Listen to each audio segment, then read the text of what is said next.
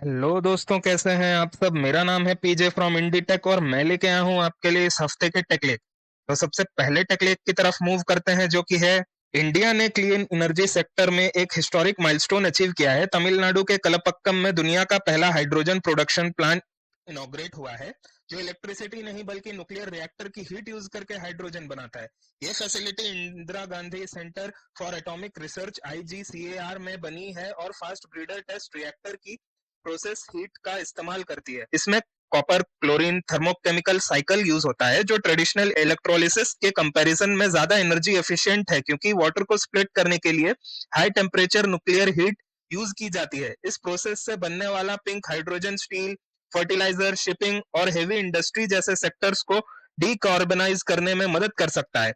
सबसे बड़ी बात, nuclear reactors 24/7 stable heat provide करते हैं, इसलिए रिन्यूएबल एनर्जी की तरह वेदर पर डिपेंड नहीं रहना पड़ता। ये पायलट प्लांट इंडिया के न्यूक्लियर और हाइड्रोजन मिशन दोनों के लिए मेजर ब्रेक थ्रू माना जा रहा है और फ्यूचर में large scale clean hydrogen production का फाउंडेशन भी बन सकता है।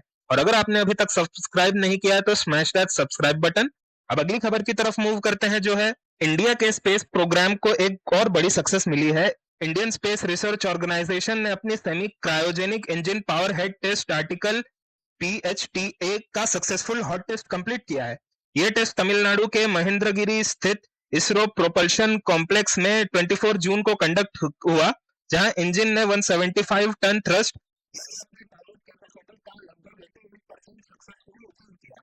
PHTA में थ्रस्ट चेंबर के अलावा इंजन के ऑलमोस्ट सभी मेजर सिस्टम जैसे टर्बो पंप्स और प्री बर्नर्स इंक्लूड होते हैं। ये test signal ignition, pressure buildup और हाई थ्रस्ट ऑपरेशन वेरीफाई करने के लिए था। Semi cryogenic engine liquid oxygen और केरोसिन बेस्ड फ्यूल यूज करता है, जो एग्जिस्टिंग प्रोपल्शन सिस्टम्स के इस टेक्नोलॉजी की मदद से फ्यूचर अपग्रेडेड LVM-3 रॉकेट की पेलोड कैपेसिटी काफी बढ़ेगी, जिससे इंडिया और भारी कम्युनिकेशन सैटेलाइट्स लॉन्च कर पाएगा, डीप स्पेस मिशन एग्जीक्यूट करेगा और ग्लोबल कमर्शियल लॉन्च मार्केट में अपनी कॉम्पिटिटिवनेस और मजबूत करेगा। अब अगली खबर की तरफ मूव करते हैं, जो कि है एप्पल की सिक्रेसी को बहुत बड़ा झटका लगा है। एप्पल के India based manufacturing partner Tata electronics पर हुए रैंसमवेयर अटैक के बाद 2 लाख से ज्यादा कॉन्फिडेंशियल फाइल्स यानी लगभग 630 GB डेटा डार्क वेब पर लीक हो गया है। रिपोर्ट्स के मुताबिक लीक में आईफोन 18 प्रो के component list, supplier mapping documents, internal engineering files और प्रोटोटाइप ड्रॉप टेस्ट फोटोज भी शामिल हैं। इस डेटा से पता चलता है कि कौन सा सप्लायर बैटरी, कैमरा, चिपसेट और दूसरे क्रिटिकल पार्ट्स बना रहा है। ऐसी इंफॉर्मेशन एप्पल हमेशा सीक्रेट रखता है। ये लीक कॉम्पिटिटर्स, काउंटरफीट मैन्युफैक्चरर्स और साइबर क्रिमिनल्स के लिए वैल्यूएबल इंटेलिजेंस बन सकता है। टाटा इलेक्ट्रॉनिक्स ने इंटरनल एक्सेस रेस्ट्रिक्ट कर दिया है और फोरेंसिक इन्वेस्टिगेशन शुरू कर दी है, जबकि एप्पल भी इंसिडेंट की इन्वेस्टिगेशन कर रहा है। यह ब्रीच सिर्फ एक अपकमिंग आईफोन लीक नहीं है, बल्कि इंडिया में रैपिड ग्रो हो रहे एप्पल मैन्युफैक्चरिंग सप्लाई चेन के साइबर सिक्योरिटी स्टैंडर्ड पर भी बड़े सवाल खड़े करता है। अब अगली खबर की तरफ मूव करते हैं, जो कि है इंडिया सेमीकंडक्टर मैन्युफैक्चरिंग में अब सिर्फ प्लानिंग नहीं, एग्जीक्यूशन फेज में एंटर कर चुका है। गवर्नमेंट ने इंडिया सेमीकंडक्टर मिशन के under 12 chip manufacturing projects approve किए हैं, जिनकी टोटल इन्वेस्टमेंट पाइपलाइन लगभग 1.64 लाख करोड़ है। इसमें एक semiconductor fabrication plant, 2 compound semiconductor fabs और 9 पैकेजिंग ATMP OSAT यूनिट शामिल हैं। साथ ही इंडियन सेमीकंडक्टर मिशन 2.0 के through experiment, equipment, raw materials, indigenous IP और रेजिलिएंट सप्लाई चेन पर भी फोकस बढ़ाया जा रहा है। चिप डिजाइन इकोसिस्टम भी ग्रो कर रहा है, जहां 24 डिजाइन प्रोजेक्ट्स, 105 कंपनीज और 23 चिप टेप आउट्स को सपोर्ट मिला है। गवर्नमेंट की इंडिया AI मिशन के अंडर 45,000 से भी ज्यादा GPUs, AI model, AI coach data sets और टीयर 2 टीयर 3 सिटीज में AI लैब्स भी स्टैब्लिश किए जा रहे हैं। अगर ये रोड मैप सक्सेसफुल रहा तो इंडिया सिर्फ स्मार्टफोन्स असेंबल नहीं करेगा, बल्कि फ्यूचर्स में AI, EV, डिफेंस और डेटा सेंटर्स के लिए अपने चिप्स को भी डेवलप और मैन्युफैक्चर कर पाएगा। अब अगली खबर की तरफ मूव करते हैं, जो कि है इंडिया का डिजिटल पेमेंट सिस्टम UPI अब ऑफिशियली ग्रीस में भी लाइव हो गया है, इसके ग्लोबल एक्सपेंशन का एक बड़ा माइलस्टोन है। कॉमर्स मिनिस्टर पीयूष गोयल की एथेंस विजिट के दौरान यूरो बैंक और NPCI international payments limited NIPL के पार्टनरशिप के थ्रू इस सर्विस को लॉन्च किया गया है। अब एलिजिबल इंडियन ट्रैवलर्स ग्रीस में पार्टिसिपेटिंग मर्चेंट्स पर QR कोड स्कैन करके इंस्टेंट डिजिटल पेमेंट कर सकेंगे, बिना कैश कैरी किए या इंटरनेशनल कार्ड्स पर डिपेंड किए। इससे ट्रांजैक्शन कॉस्ट भी ट्रेडिशनल पेमेंट मेथड्स के कंपैरिजन में काफी कम होगी। ग्रीस के जुड़ने के बाद यूपीआई अब 10 कंट्रीज में किसी ना किसी फॉर्म में अवेलेबल हो चुका है।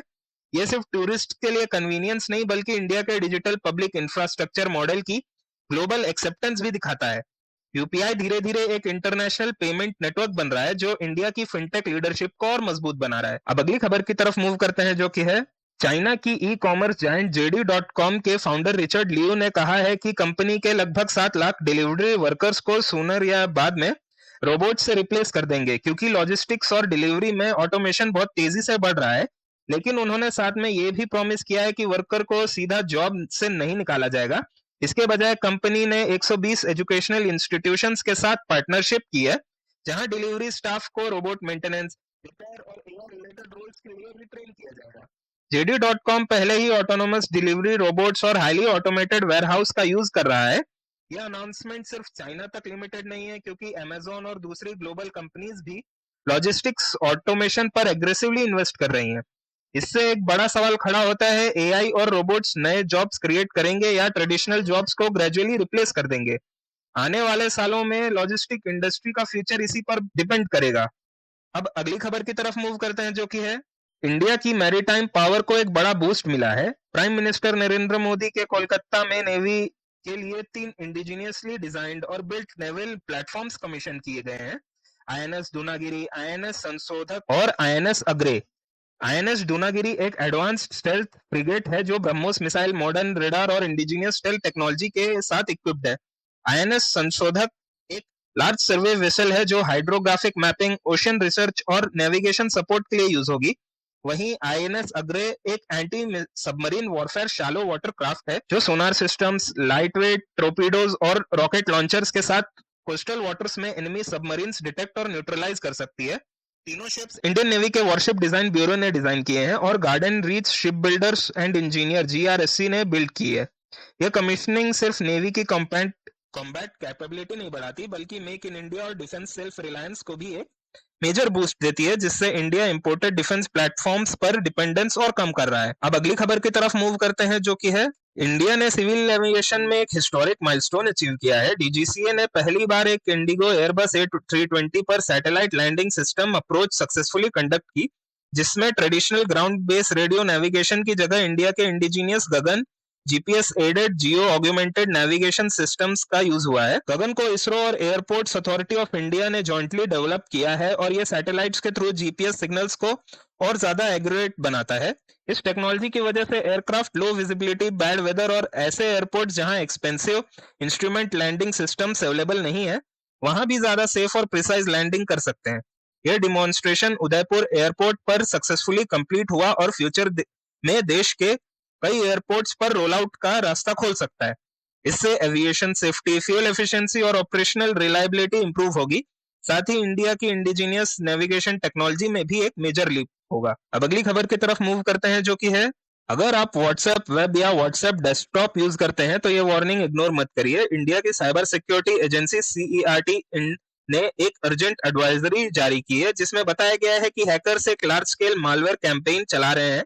अटैकर्स पहले किसी व्हाट्सएप अकाउंट को कॉम्प्रोमाइज करते हैं और फिर उसी अकाउंट को यूज करके कॉन्टैक्ट्स को मलिशियस VB स्क्रिप्ट फाइल्स भेजते हैं। क्योंकि मैसेज किसी ट्रस्टेड फ्रेंड, कलीग या फैमिली मेंबर से आता हुआ दिखता है तो लोग बिना सोचे अटैचमेंट ओपन कर देते हैं। फाइल एग्जीक्यूट होते ही अटैकर्स डिवाइस का रिमोट एक्सेस ले सकते हैं, पासवर्ड्स और सेंसिटिव डेटा भी चुरा सकते हैं और भी मालवेयर इंस्टॉल कर सकते हैं। CERT ने एडवाइस किया है कि अगर कोई अनएक्सपेक्टेड अटैचमेंट आए तो उसे ओपन करने से पहले सेंडर को कॉल या मैसेज करके वेरीफाई जरूर करें। अगर मैसेज अनयूजुअल लगे या आउट ऑफ कैरेक्टर हो तो उसे सस्पिशियस मानकर तुरंत डिलीट कर दें। Help us grow, don't forget to like, share and subscribe for more stuff like this. Thank you, धन्यवाद।